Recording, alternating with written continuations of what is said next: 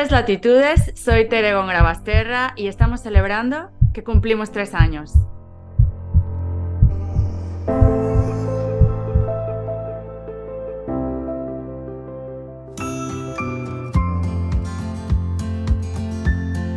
¿Hola? ¿Se escucha bien? Sí, si escuchas, bien. Pasajeros con destino a la salud mental y el equilibrio emocional. Sírvanse a ponerse cómodos o cómodas. Si has hecho clic para escuchar es porque posiblemente hayas sentido miedo, angustia o ansiedad recientemente. Es posible, sensible y frágil ser humano que estás del otro lado, que conozcas a alguien que alguna vez ha estado en terapia. Es posible que tú, como yo, dudes en ocasiones sobre cómo debes utilizar las redes sociales. Normal que haya cosas por ahí que nos preocupen. La Organización Mundial de la Salud nos alerta que algo no anda bien entre los niños, los jóvenes, los adultos y los ancianos de todas las latitudes del mundo. Por eso, hoy he invitado a una mujer sensible, inteligente y bien preparada para hablar sobre cómo podemos transformar ese miedo en amor. Su nombre es Bárbara Tovar y además de ser un encanto de ser humano, es psicóloga clínica. Si te suena el nombre es porque Bárbara está bien comprometida con el bienestar de las personas. Particularmente, Bárbara acompaña a los adolescentes de hoy en día en muchos de los desafíos que viven y también a sus padres. Si nos estás escuchando desde España, es posible que hayas visto a Bárbara en la televisión. Era la psicóloga del programa Hermano Mayor. Recientemente, además, ha participado en un proyecto que está en YouTube que se llama Brave Talks de Maybelline, en el que jóvenes de España charlan con ella sobre los muchos temas que hoy abordaremos. Para mí, Bárbara fue un primer vínculo en una experiencia en la que yo me sentí frágil, pequeña y, hay que decirlo, muy acojonada. Pero ella, su sonrisa amplia, su voz cálida, su capacidad para escuchar, fueron esa mano que yo necesité para empezar a sentirme cómoda y poco a poco empezar a mostrarme y ser yo. Además, Bárbara ha escrito y publicado libros para los padres de los jóvenes, pero también para los niños. El más reciente lleva por título Mi mundo en calma, y con él, Bárbara transita el universo de las emociones con los niños. Hay muchísimas cosas más que yo podría decirte sobre ella y su compromiso, pero mejor, vamos a descubrirla juntas en los próximos minutos. Dicho lo anterior, suelto esta pequeña introducción y le doy libertad a la palabra y pongo en el centro de todos nosotros esa maravilla de recurso que es la conversación para propiciar encuentros que humanizan y particularmente un encuentro entre ella, tú y yo. Hola Bárbara, bienvenida al aniversario número 3 de Latitudes. Hola Tere, feliz de estar aquí contigo hoy y tener una de nuestras conversaciones, de tantas conversaciones que hemos tenido. Así es, e intentar que quienes estén del otro lado se sientan parte y la verdad es que ya irán descubriendo que Bárbara, que todo lo que he dicho de Bárbara es verdad. Yo la conocí justamente cuando, un poco antes de que la pandemia ahora sí que viniera a remover a todos todo. Me gusta decir que el 2020 fue el año redondito porque a todos nos dio la vuelta. Y como ya he dicho, Bárbara es psicóloga clínica. Entonces quisiera empezar la conversación pidiéndote que nos cuentes un poco cómo has notado ese cambio de antes de la pandemia y después de la pandemia en materia de demanda, si se puede decir demanda, o el número de incremento de terapias o de citas que estás teniendo. Bueno, hemos notado yo y yo creo que todos mis compañeros psicólogos, ¿no? Un cambio muy importante, ¿no? Muy significativo. Ha sido como un aluvión de demanda de consultas que no nos esperábamos. La psicología, afortunadamente, en España cada vez está más aceptada, cada vez es más, no sé, más fácil, yo creo que para la gente acudir a un psicólogo y pedir ayuda cuando lo necesita. Yo creo que lo que ocurrió en la pandemia ha disparado, ¿no? Las demandas no solamente por el sufrimiento que muchísima gente ha tenido durante toda esa pandemia, sino también gente que estaba, como diría yo, casi en números rojos a nivel emocional, terminó por llegar a bancarrota. Y yo creo que ha sido un cambio actitudinal muy importante de entender que la salud mental es importantísima y que sin salud mental es que no tenemos salud, ¿no? Y eso ha sido, yo creo que lo más relevante, que estamos los psicólogos ahora formando parte de numerosísimas vidas y notamos mucho compromiso y mucha importancia, ¿no? Por parte de los pacientes. Yo creo que a muchos nos pasó, incluida, yo siempre me gusta ponerme en primer lugar porque yo nunca había experimentado un ataque de pánico, ¿no? Nunca había tenido una crisis de ansiedad. Es verdad que en mi vida yo sentía que mi cuerpo me estaba como pidiendo ciertos cambios. Nunca me imaginé que los cambios que tomé fueron justamente una semana antes de ese 13 de marzo, en que a todos nos mandaron a casa, ¿no? Y aún, aunque se han dado muchos pasos en materia de salud mental, aún hay muchas personas que no saben o a lo mejor no tienen la sensibilidad de reconocer que una crisis de ansiedad es una gran llamada de atención. Eh, ¿Cómo se siente una crisis de ansiedad? O sea, ¿qué es lo que nos pasa en el cuerpo cuando empezamos? Porque yo puedo describírtelo y a lo mejor complemento lo que tú nos vas a decir, ¿no? Pero desde el punto de vista clínico, ¿qué es lo que pasa cuando nos da una crisis de ansiedad? Mira, es muy curioso, ¿no? Porque cuando una persona tiene una crisis de ansiedad, normalmente lo que solemos decir es que la persona quiere salir de una situación y no sabe cómo.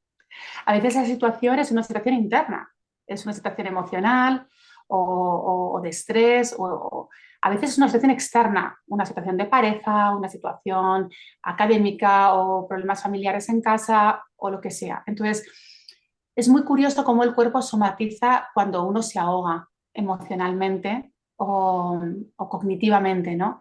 Y literalmente a la persona le puede llegar a faltar el aire. ¿No? No podemos respirar o sentimos una taquicardia muy fuerte que muchos pacientes confunden con una amenaza de ataque al corazón, ¿no?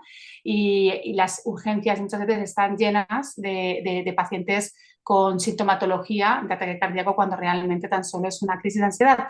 Y digo tan solo porque para todos aquellos que nos escuchan, que a lo mejor alguna vez han tenido ansiedad, la ansiedad realmente no es algo grave. Es decir, uno no se muere de un ataque de ansiedad, ¿no? Y esto es una de las primeras cosas que siempre digo en terapia. Uno no se muere de un ataque de ansiedad, pero se pasa muy mal, se pasa realmente muy mal, sobre todo porque es como que el cuerpo se dispara, el cuerpo es como perdieras el control sobre tu propio cuerpo y uno teme volverse loco o uno teme morir. Y entonces es cierto que la primera crisis de ansiedad es la más fuerte, suele ser la que marca un poco todo el itinerario del trastorno de ansiedad y luego poco a poco vamos cogiéndole la medida porque hay que aprender a cabalgarla. A ver, dices que no sientes que, o sea, no te vas a morir, pero yo, por ejemplo, recuerdo, tengo un episodio grabado de un día que empecé que literal no podía respirar y me acuerdo que me subiera, estaba conduciendo porque me tenía que ir a casa y empecé a sentir, o sea, que de verdad me estaba volviendo loca, ¿no?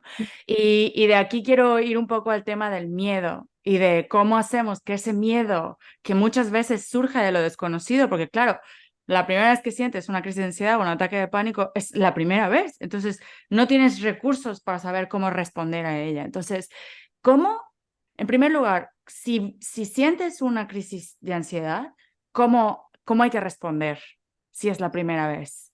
Ok, mira, el miedo y el dolor son dos emociones que se incrementan muchísimo con la resistencia.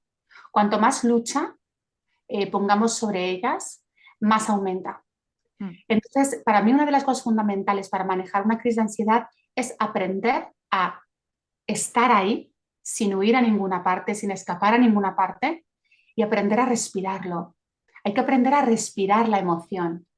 Y eso, claro, o me lo dice un profesional que sabe de lo que está hablando o ni de risa me voy a poner yo a sentarme a respirar algo que yo siento que me está dando un infarto o volviéndome loca, ¿no? O sea, es muy importante la psicoeducación, es muy importante que un paciente entienda que no es grave, explicarle con detalle todos los cambios fisiológicos que se producen para que pueda entender que no hay nada realmente grave, que no va a pasar nada terrible y tenga la valentía de poder sentarse a autocalmarse, a abrirse, ¿no? Abrirse a la experiencia, abrirse a la emoción. Y solamente cuando uno logra pasar esa fase, la ansiedad ya no es, ya no nos interesa, ya pierde interés, ¿no? Y baja, ¿no? Y disminuye y se calma. Pero hay personas que esto, por ejemplo, pueden lograrlo en minutos, hay personas a las que les puede pasar un buen tramo de tiempo hasta que consiguen, ¿no? Dominar esa respuesta fisiológica tan fuerte, ¿no? ¿Tú crees que de alguna manera lo que escuchábamos, lo que veíamos en televisión, no sé, ¿no? El estar todo el rato encerrados en casa, teniendo el móvil nada más en la mano, ¿no? Eh, ¿Pudo también tener algo que ver en que hubieran tantas personas al mismo tiempo sintiendo ansiedad? Totalmente. Ha sido muchos los factores que han contribuido a este repunte tan significativo de ansiedad, ¿no? Por un lado, pensemos que la población que más afectada se ha visto han sido los jóvenes. O sea, de 14 a 20 y pocos años han sido los que realmente más afectados han estado.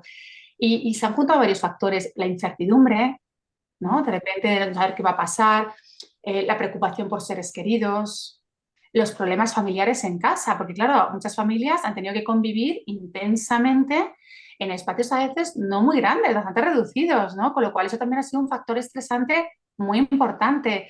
Nos han quitado nuestra medicina del alma, ¿no? Que es la conversación con los amigos, es la risa, a veces también el deporte, la actividad física. O sea, ha habido muchos factores que han contribuido a que nos han quitado, por un lado, apoyos que son vitales para poder surfear bien nuestra salud mental y, por otro lado, nos han metido estresores muy potentes quitándonos esos recursos, ¿no? Entonces, claro, al final efectivamente se produjo un boom, ¿no? En estos temas. Es increíble que hayan pasado ya 3 años y que hay Increíble, algunas cosas que parece que se nos han olvidado, ¿no?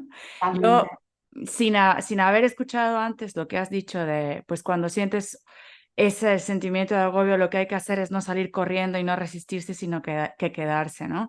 Entonces, si hay alguien por ahí escuchando que se está resistiendo a enfrentarse, a lo mejor, a cosas que le asfixian, pues, aunque a veces cueste mucho trabajo, creo que tanto Bárbara como yo les animamos a que se queden a descubrir o a indagar en qué es lo que les pasa.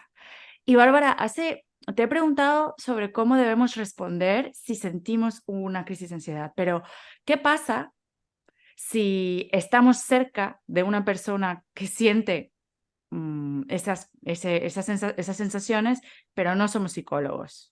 Y te lo digo porque para mí hubo una persona que fue súper importante, que fue mi compañera de oficina en aquel entonces. Y la verdad es que yo siempre la voy a recordar porque me ayudó un montón. ¿Cómo respondemos si estamos cerca de una persona que está viviendo una crisis de ansiedad?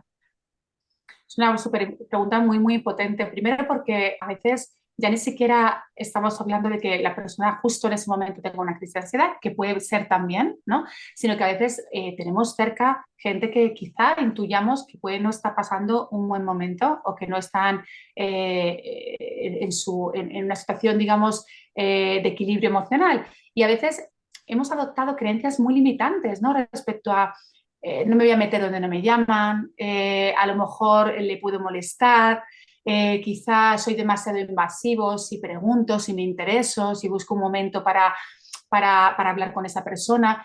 Y yo creo que nos tenemos que quitar la vergüenza y nos tenemos que quitar todo ese tipo de remilgos, ¿no? O sea, yo creo que cuando alguien parece estar sufriendo dentro de nuestro entorno laboral, profesional, académico o familiar y nadie pregunta, creo que esa persona lo que puede llegar a sentir realmente es muchísima soledad, ¿no? Y agrandar ese momento difícil que pueda estar viviendo, ¿no? Entonces, tanto si es un mal momento, buscar el momento apropiado, hacer las preguntas correctas, contacto, mostrar disponibilidad, a poder aconsejar a algún profesional que pueda ayudar, yo creo que es importante mostrar interés, ¿no? Somos humanos, ¿no? Y necesitamos esa red de apoyo emocional. Y cuando una persona realmente está viviendo una crisis de ansiedad en ese momento, ¿no? Yo creo que a veces la gente, yo por lo menos muchos pacientes míos, saben disimular lo que te mueres. O sea, a mí me han llegado a contar algunos pacientes que estoy teniendo una crisis de ansiedad que nadie se entera, ¿no? Te quedas como un poco pálido, blanco, callado, para adentro y por dentro tu corazón parece que se va a salir del pecho, ¿no? Y parece que nadie se da cuenta, ¿no?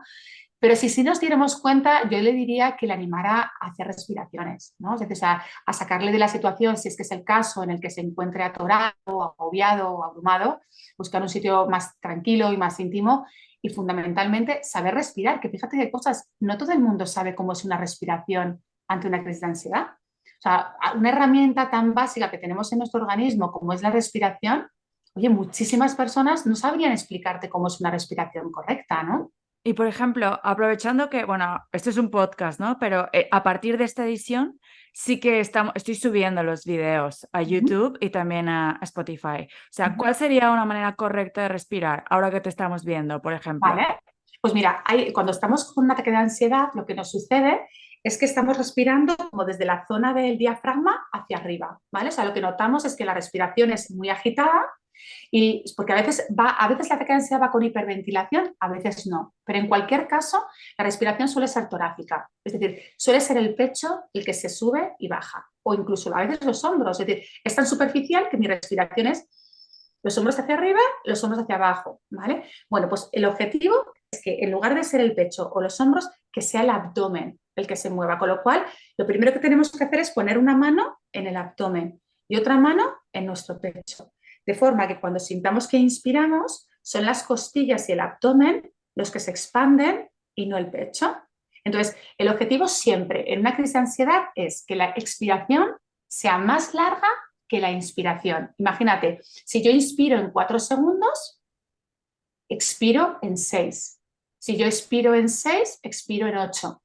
Y así lo tengo que hacer cada vez 4, 6, 4 veces. 6, 8, 4 veces.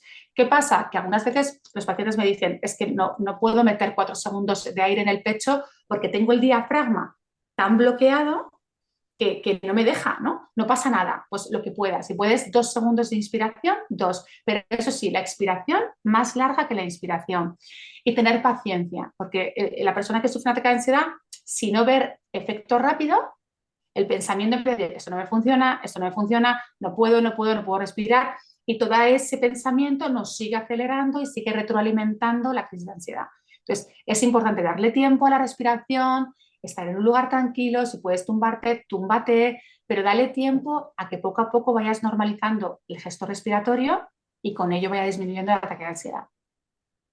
Gracias, porque es verdad que muchas veces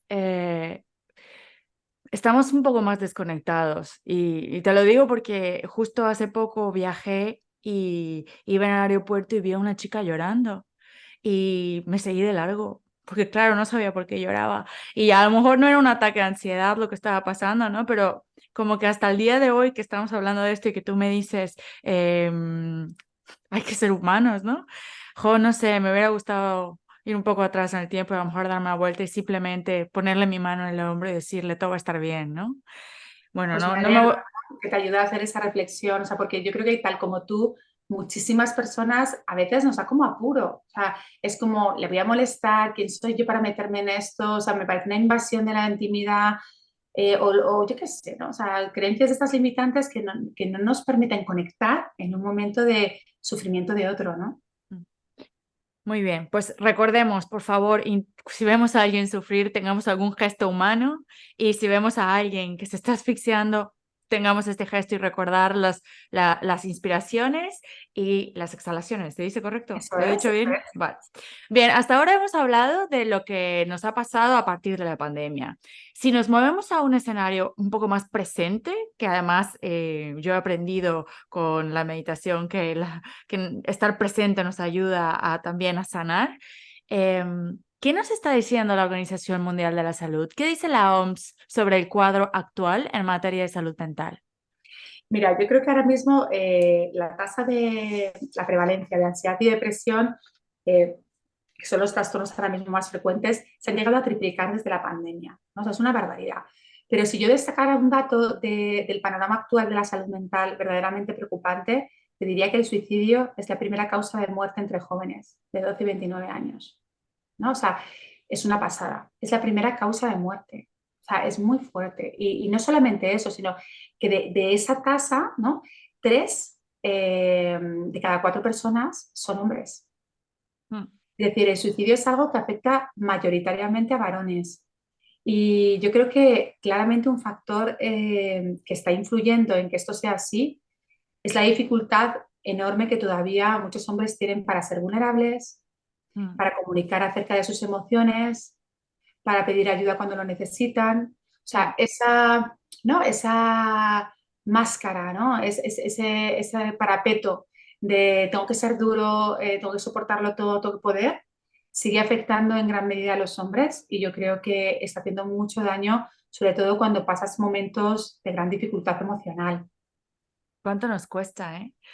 ¿Cómo es curioso que cuando somos pequeñitos nos enseñan a leer y escribir, pero conforme crecemos nos convertimos como en analfabetas emocionales, ¿eh? Que no podemos ni siquiera pronunciar o articular cosas tan básicas como necesito ayuda, me siento mal, no puedo solo. Y yo, bueno, yo creo que también en gran parte es como el tiempo rápido, la competencia, que llega a ser incluso muchas veces agresivo. Y, o sea, hasta ahora, de lo que llevamos de conversación, podemos llegar a decir que el grupo más, que más en peligro está son los jóvenes y los hombres, ¿no?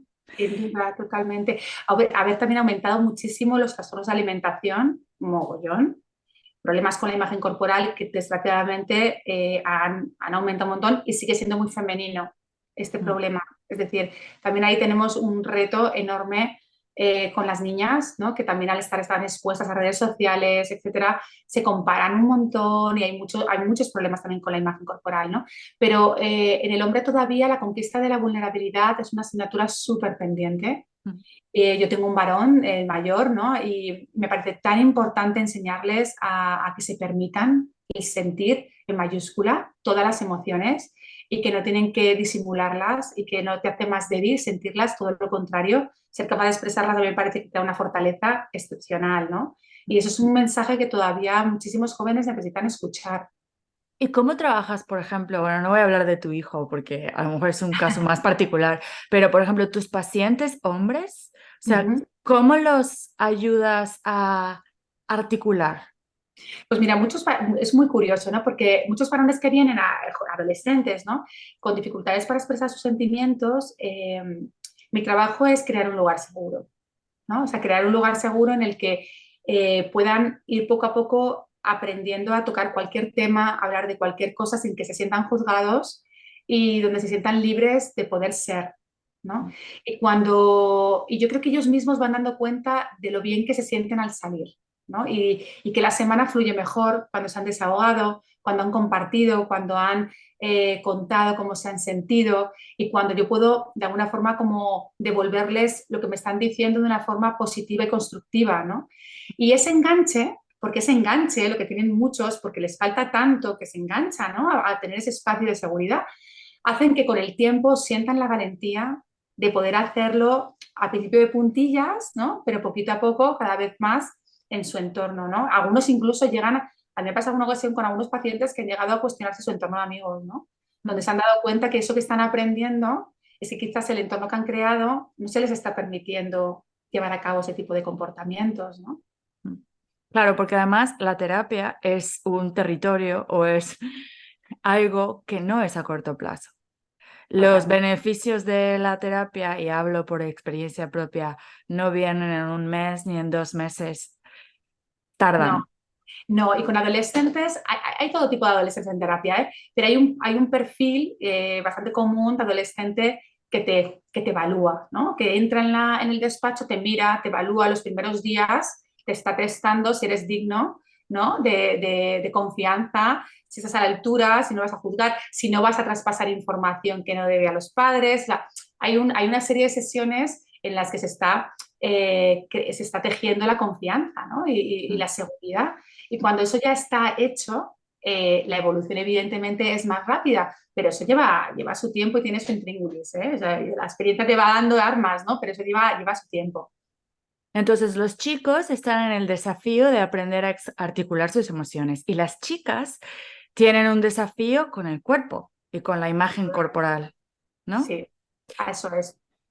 ¿Cuáles son las principales amenazas que ves en consulta? O sea, que como sociedad, no tanto tú, psicóloga, y tus pacientes, como sociedad, ¿cómo cambiamos las reglas? Es decir, ¿cómo yo, Tere Góngora, que no soy madre, que tampoco trabajo en una escuela, ni soy psicóloga, o sea, cómo puedo entre mi círculo cercano ayudar a que pues estos desafíos de los jóvenes eh, encuentren un camino? Yo creo que uno de los ingredientes para mí más importantes o básicos es el amor, ¿no? O sea, y es el amarte a ti mismo. O sea, yo creo que cuando una persona encuentra la capacidad para amarse a sí mismo de manera verdaderamente incondicional, eh, yo creo que se produce una alegría en el interior de ese ser que te hace ser generoso, que te hace ser más compasivo, que te hace ser más, que escuchar mejor, que te hace, que te prepara mejor para las relaciones interpersonales y para los desafíos de la vida, ¿no? Entonces, para mí el mejor ingrediente para cambiar una sociedad es el amor. Aunque suene, puede parecer muy cursi, pero de verdad creo que es la fuerza más fuerte que nos mueve por dentro, ¿no? Y que es la que más beneficios aporta al ser humano. Sí, yo también o sea, yo también creo en el amor. De hecho, esta conversación la vinculo a uno de los kilómetros de los cuales que recién he sacado la temporada 5, que justamente se llama Del miedo al amor, ¿no?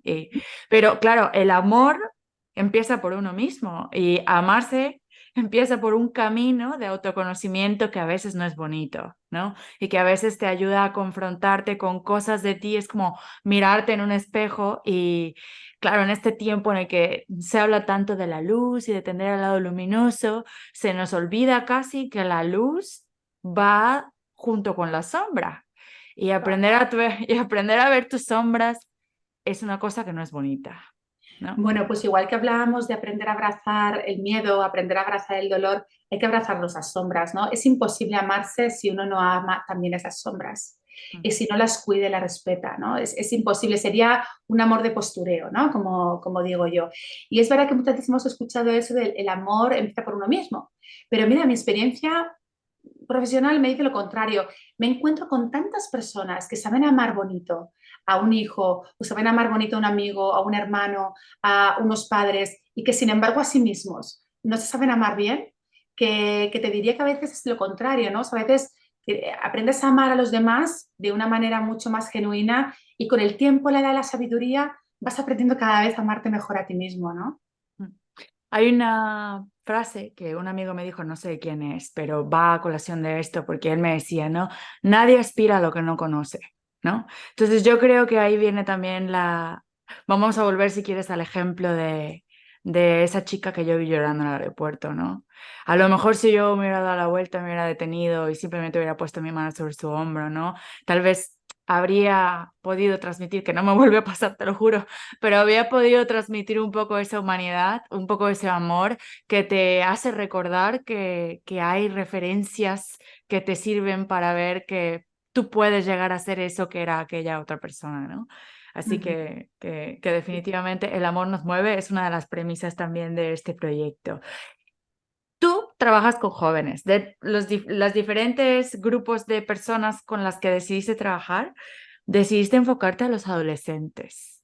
Y tú Sí. y yo, en nuestras conversaciones de amistad, hemos coincidido en que fuimos adolescentes, bastante adolescentes. Les dimos dolores de cabeza a nuestros padres.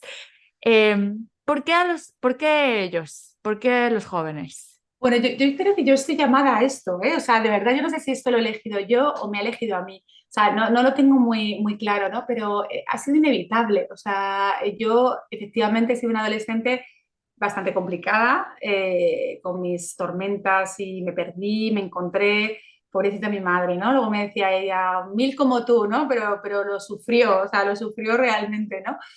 Eh, Quizá todo eso, toda esa experiencia de vida, junto con mi formación profesional, me ha dado la capacidad de ver cosas en ellos que me mueven mucho, ¿no? Y que me interesa mucho. Me parece que es una etapa súper fértil, creo que es una etapa que nos marca un montón, creo que es muy determinante en muchísimos sentidos, creo que te empiezas a conformar como ser humano, como persona, siento que hay una pureza y una ingenuidad en esa etapa que me sigue conmoviendo. Después de tantos años de clínica, sigo emocionada cada vez que tengo la oportunidad de poder trabajar con un adolescente y me siento súper agradecida, ¿no? Porque además luego ellos son súper agradecidos también y es muy reconfortante verles cómo evolucionan, cómo crecen, cómo escuchan, cómo integran, ¿no?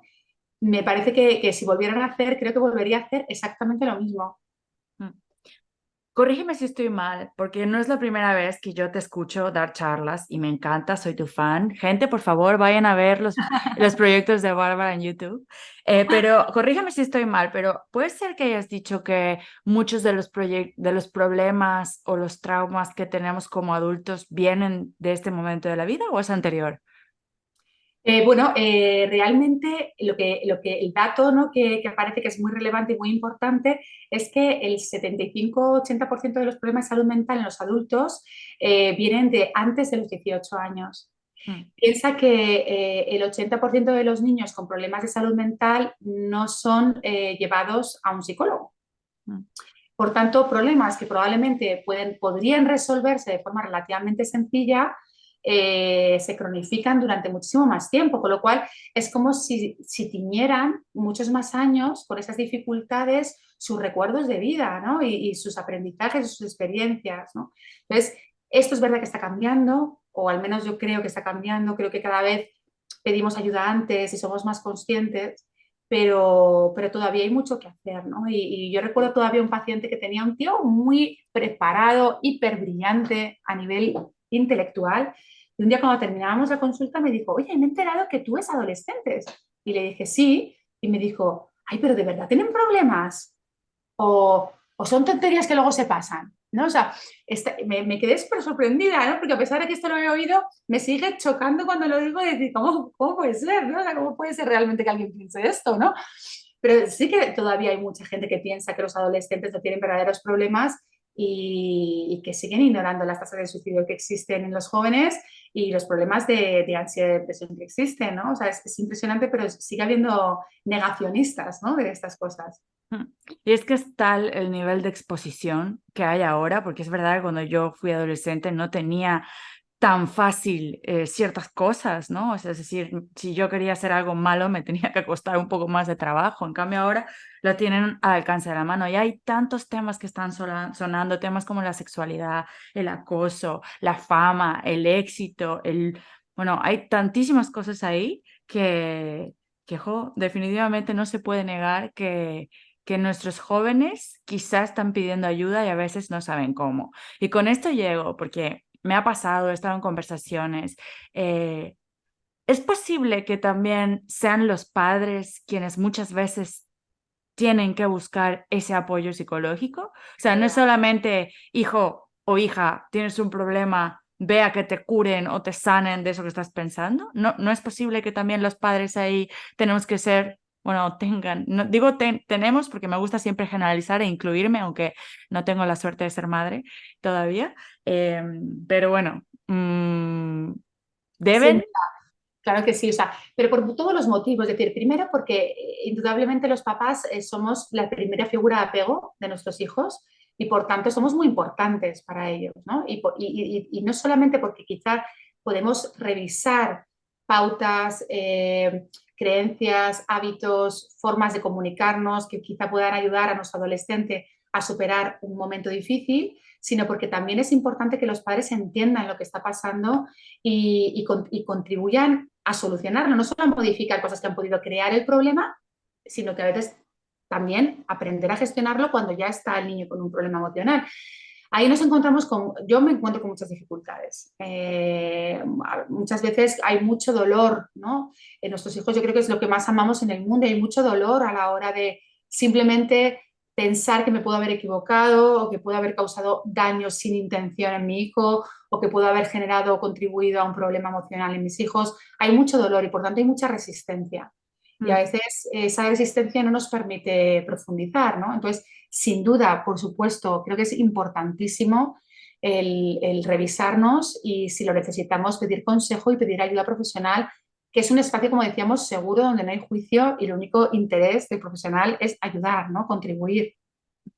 Está claro que hay un trabajo social y colectivo que creo que estamos haciendo. Hay otros temas interesantes ahí, como que el tema de la salud mental debería ser un derecho para todo el mundo, porque es verdad que casi casi es un lujo ir al psicólogo. Pero bueno, Estamos borrados. hay muchos temas ahí abiertos. ¿Qué ves en los jóvenes? Porque también hay mucha, así como hay negacionistas, hay mucha gente pesimista que dice que los jóvenes de hoy están perdidos, eh, pero yo creo que no todo está perdido. ¿Qué ves en los jóvenes que te entusiasma, en tus pacientes?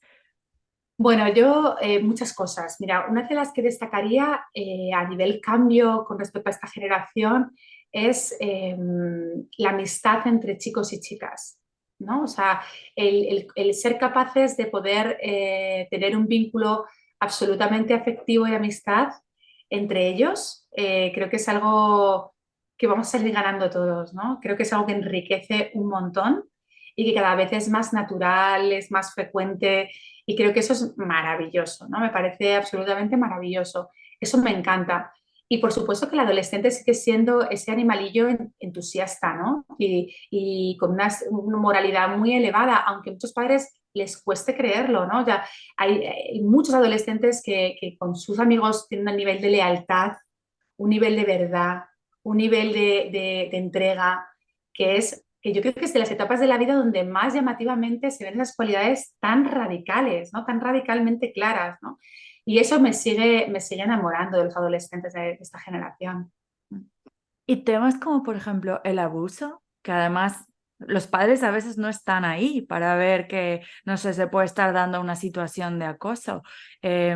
¿Cómo deberían responder los chicos cuando ven que hay a lo mejor alguien un poco más débil y otra persona un poco más fuerte ejerciendo de abusador? Bueno, yo creo que ahí tienen que estar los chavales acompañados de los padres, ¿no? Y para mí es muy importante eh, normalizar o introyectar de una forma definitiva que cualquier persona observadora de una situación de abuso o de acoso es partícipe. Si no lo denuncia, si no se mete, si no pone límites también, si no apoya a la víctima. Para mí es muy, muy importante educar a nuestros hijos en que uno no puede cultivar la indiferencia Mm. y que el término neutro no existe. Cuando tú estás neutro ante una situación de acoso, estás participando en el acoso. Y esto es algo que deberíamos de repetir y repetir en nuestros hijos. Y a veces es verdad que como padres yo entiendo que en ocasiones da miedo que nuestros hijos se metan en una historia, que luego se vean afectados ellos, pero es que no podemos criar ni educar a cobardes. Es que yo creo la valentía, ¿no? O sea, y lo vivo de verdad. O sea, hay que ser valientes en esta vida y hay que definirse. Mm. Entonces, para mí eso sí que sería una cosa muy, muy importante, ¿no? A seguir, ¿no? Tanto con adolescentes como con los padres. Suelo subrayar las cosas que me gustan de mis invitados y lo voy a decir una vez más en caso de que alguien esté por ahí, no hagan lo que yo hice en el aeropuerto, por favor. No se puede cultivar la indiferencia. No sé cuántas veces, lo voy a publicar igual en mis redes sociales después. Bueno, Y pero también el amor propio definitivamente, y aprender a perdonarse en algunas cosas, ¿no? vale, vale, vale, voy a también practicar el perdón en mí, también lo voy a practicar. Definitivo. Creo que aquí lo importante es que la próxima vez que nos encontremos con una situación así, acordarse de esto, que hay que ser valientes, Hay ¿no? que ser valientes. Bueno, para adelante, siempre para adelante. Bueno, y hablando para adelante y para el futuro, ¿cómo te imaginas a tus hijos que son adolescentes cuando lleguen a ejercer el rol que ahora tú eres para muchos jóvenes? Wow, vaya pregunta. Pues mira, no lo había pensado nunca jamás en mi vida. ¿Cómo me los imagino?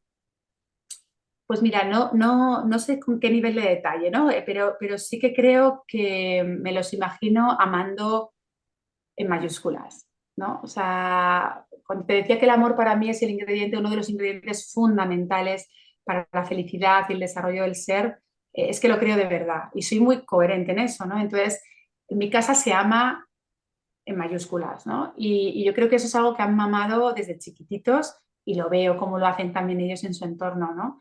Mm. Y entonces me los imagino amando. siendo padres que aman en mayúsculas. Y eso no quiere decir que no nos equivoquemos, que no, por supuesto, ¿no? Pero con amor.